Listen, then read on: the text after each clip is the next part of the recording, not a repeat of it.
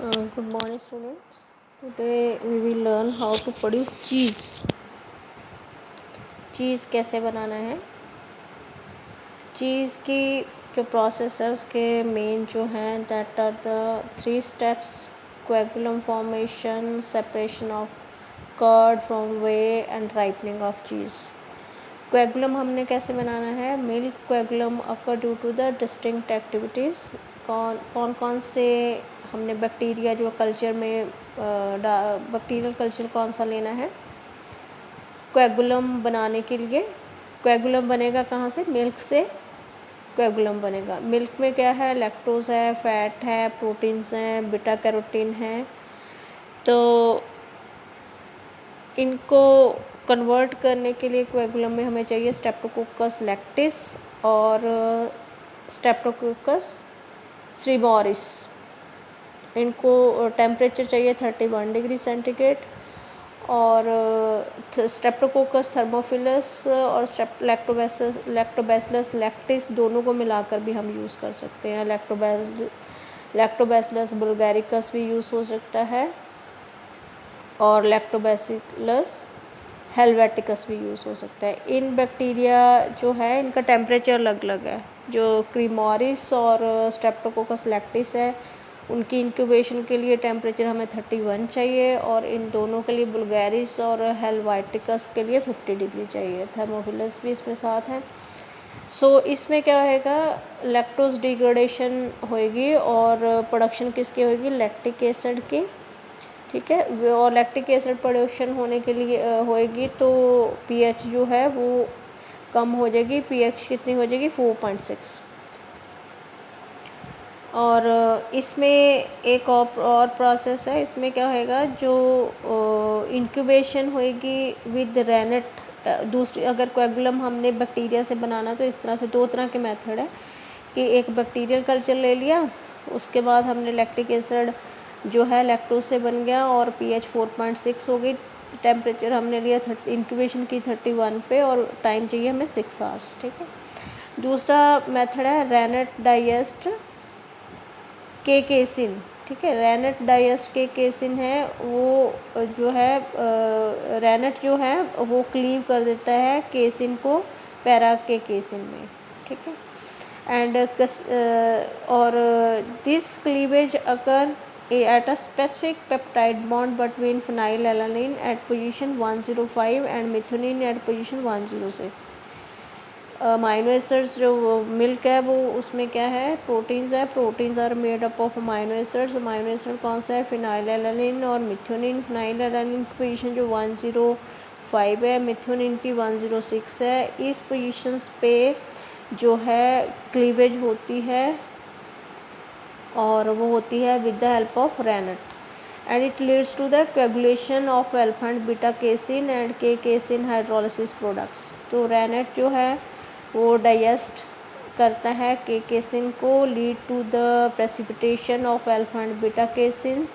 तो टेम्परेचर इस प्रोसेस के लिए चाहिए हमें 32 डिग्री सेंटीग्रेड और जो टाइम है वो कितना है? 30 मिनट्स। इसका मतलब इसमें जो सेकेंड प्रोसेस है उससे टेम्परेचर जो टाइमिंग है वो कितनी कम हो गई? 30 मिनट्स। नेक्स्ट प्रोसेस क्या है? जब कोएगुलम बन गया, ठीक है, वो लाइपेज के भी कर सकते हैं हम। लाइपेज अगर हम रेनेट डालने से पहले डाल दें तो लिपिड जो है उसमें डाइजेस्ट हो जाएगा। ठीक है। और कोएगुलम बन जाएगा। तो नेक्स्ट हमारा जो प्रोसेस है कोएगुलम से क्या बनना है? Please concentrate on the flow chart. कोएगुलम से वे जो है वो बाहर निकल रहा है। देन कर्ड की हम क्या कर रहे हैं? Separation of curd. Second process separation of curd from whey. हम सेकंड में प्रोसेस में कर्ड की सेपरेशन करनी है वे से। तो उसके लिए हम क्या करेंगे? जो रेनेट जो है वो कहाँ से आता है वो आपको पता है, अनवेव्ड काव्स से जो है फोर स्टमक में रेनेट होता है। बट एट प्रेजेंट रेनेट जो है वो माइक्रोबियल सोर्स से भी बनता है।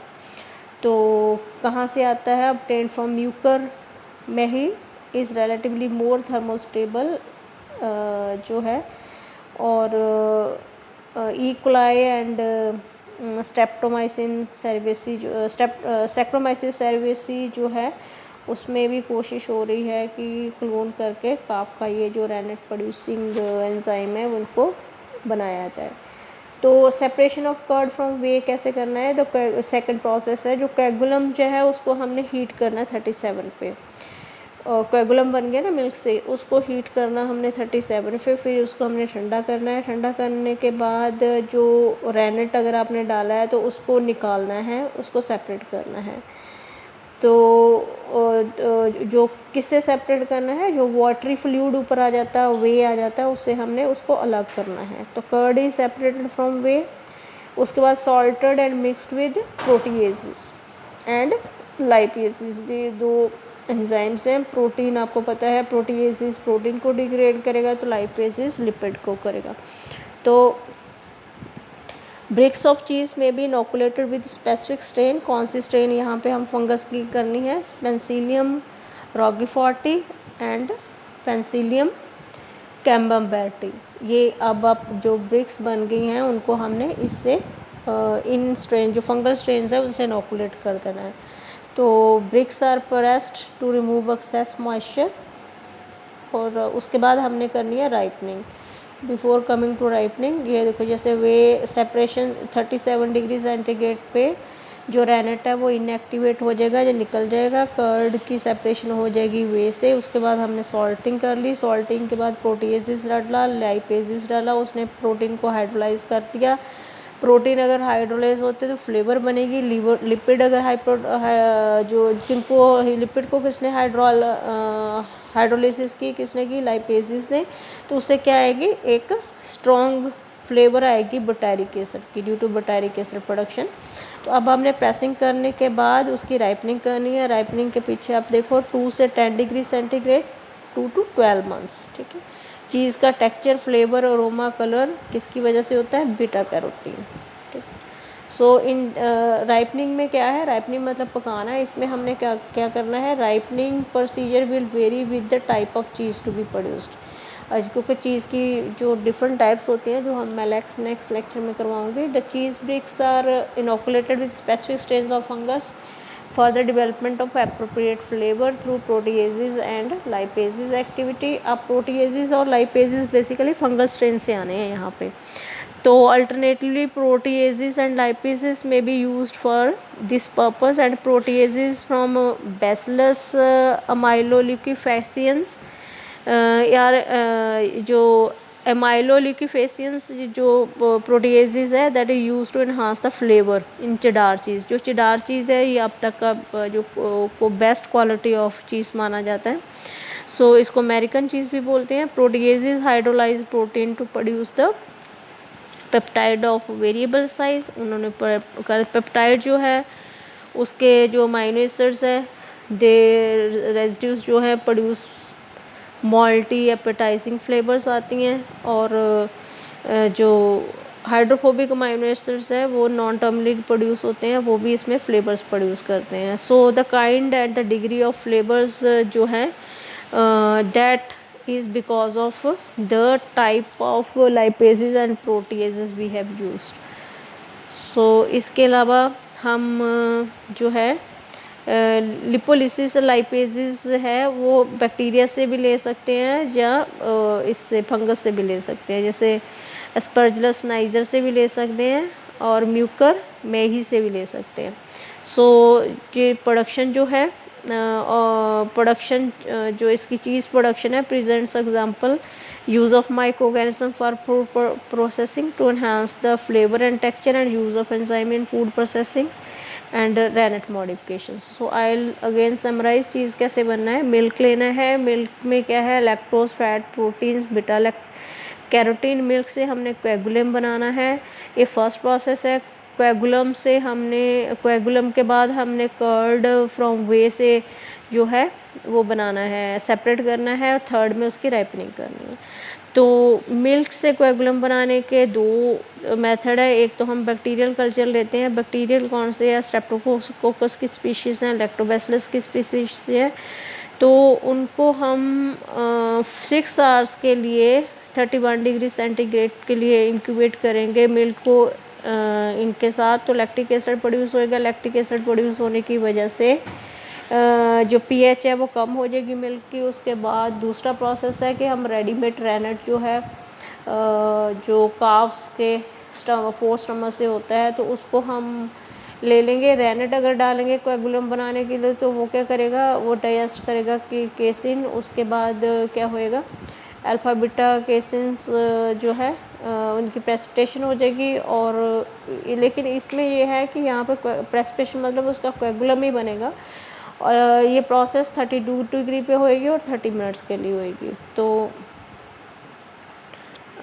जो केकेसिन है वो plus water converted into para K casein and caseinomacropeptides जो बन जाएंगे, और उससे कोएगुलम का शेप ले जाएगा मिल्क। उस मिल्क को जो कोएगुलम बनेगा उस कोएगुलम को हमने 37 डिग्री पे रखना है, सो दैट कि जो उसमें एक्टिव एंजाइम्स हो वो इनएक्टिवेट हो जाए। और जैसे रेनेट इनएक्टिवेट हो जाएगा 37 पे।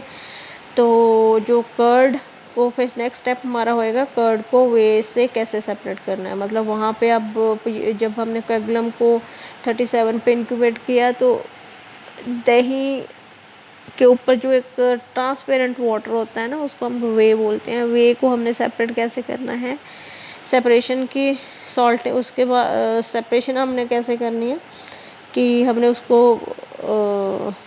किसी हैवी वेट के ऊपर वेट में, जैसे कपड़े में हम बांध देते हैं ना पनीर बनाने के लिए, वैसे ही हमने हैवी वेट रख देना है और कर्ड जो है वो अलग हो जाएगा। उसके बाद हमने इसमें फ्लेवर और अरोमा जो है वो एनहांस करने हैं, क्योंकि जो अच्छी क्वालिटी का चीज़ है उस पे डिपेंड करता है कि हमने उसमें कौन सी एंजाइम डाले हैं। तो नेक्स्ट जो है हमने जब राइपनिंग करनी है तो राइपनिंग के प्रोटीएजेस एंड लाइपेजेस डालना है। इसके लिए हमने स्पेसिफिक फंगल स्ट्रेन यूज़ करनी है, पेंसिलियम रॉगीफोर्टी एंड पेंसिलियम कैमम्बर्टी करनी है। उसके बाद रैपनिंग जो हमने करनी है, मतलब उसको जब हमने पकाना है तो जो ब्रिक्स है उसके ऊपर हमने बेसिलस माइलोलिक्यूफेशंस जो है उसके से जो प्रोटीएज आएगा वो उससे चेडार चीज़ बनता है, तो उसमें उसकी फ्लेवर जो है वो इन्हांस हो जाएगी।